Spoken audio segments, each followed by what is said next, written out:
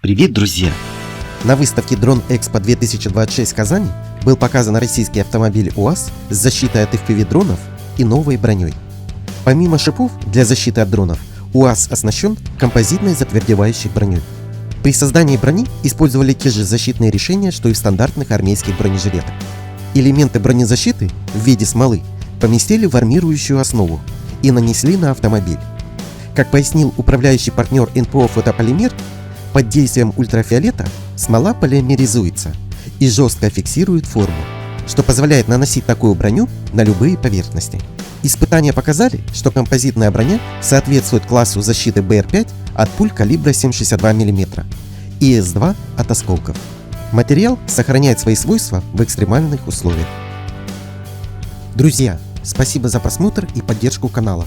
Приглашаем вас стать частью нашего сообщества и получить новые знания.